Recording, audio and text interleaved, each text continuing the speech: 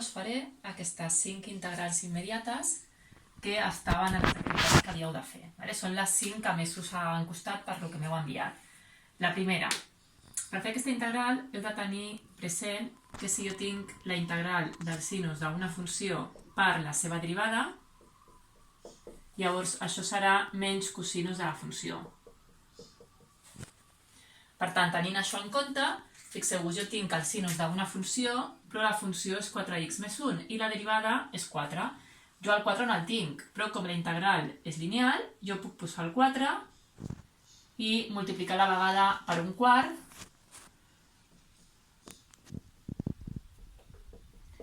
I ara fixeu-vos com la integral és lineal que dèiem ara, aquest un quart pot anar fora i llavors tindríem un quart de la integral de 4 pel sinus de 4x més 1.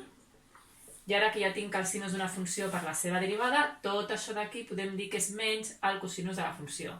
I per tant aquesta integral serà un quart de menys el cosinus de 4x més 1 més c, que podríeu ficar menys cosinus de 4x més 1 tot dividit entre 4. Aquesta era una. Aquesta d'aquí. Aquí heu de pensar, sempre que tingueu una fracció, el primer que hauríeu de mirar és si el numerador té la derivada o alguna cosa semblant de la derivada del denominador. I apliquem la fórmula que si jo tinc una funció i en el numerador tinc la derivada de la funció, això serà el logaritme neperià de la funció.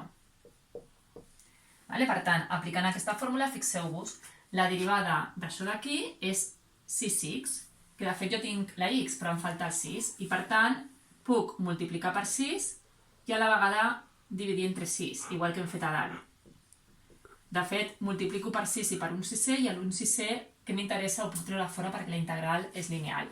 I ara ja tinc una funció, la seva derivada, i per tant un sisè del logaritme neperià de 3x al quadrat menys 1.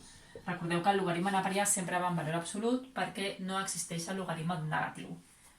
Aquí, aquesta tercera és una suma i per tant el primer que puc fer és dividir-la com dos integrals.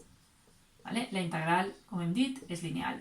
Ara, aquesta primera, que li falta un 3. Aquesta primera, el que hem de pensar és amb aquesta fórmula. Si jo tinc e elevat a una funció per la seva derivada, la integral serà ella mateixa. Per tant, fixeu-vos que aquí la funció és 3x, la derivada és 3, i per tant jo puc multiplicar per 3 i per un terç, l'un terç el traiem fora de la integral, i aquí el 2 també ho podem treure fora de la integral. I aquesta és immediata, perquè la integral de 1 partit entre x és el logaritme neperià, i per tant tindrem que és un terç de e elevat a 3x més 2 vegades el logaritme neperià de x més c. La quarta. Aquí recordeu que si jo tinc la integral d'una funció elevat a un exponent, necessito tenir la seva derivada per dir que això és la funció elevat a més 1 dividit entre a més 1. Per tant, fixeu-vos que jo tinc una funció que és 5x menys 1, que la derivada de la funció és 5, tinc una funció elevada a un exponent. Aquest 3 que em molesta el puc treure fora, el primer que faig és treure'l fora. I ara fixeu-vos que com em falta el 5, que és la derivada, doncs el posem aquí, però també divideixo entre 5 per compensar-ho i em quedaria 5x menys 1 elevat a 10.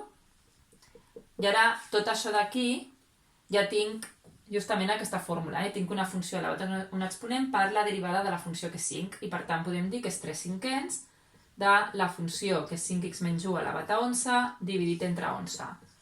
És a dir, podem dir que és 3 5x menys 1 elevat a 11 dividit entre 55.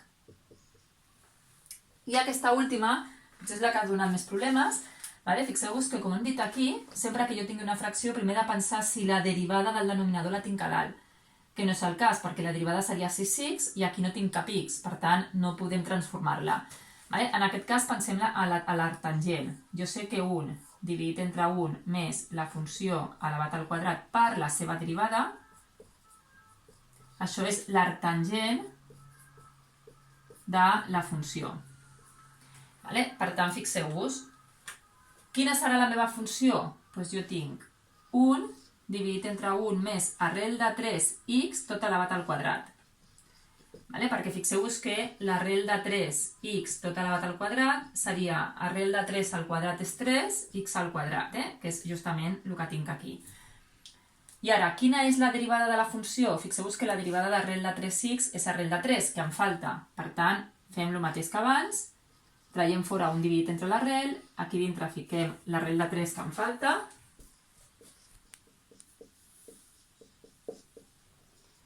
i per tant em quedarà 1 partit entre arrel de 3 i tot això d'aquí ja tinc justament la funció, la fórmula, i per tant em quedarà l'arctangent de la funció. Vale? I aquí teniu les 5 integrals que més us han costat. Si teniu algun altre dubte, doncs m'ho dieu.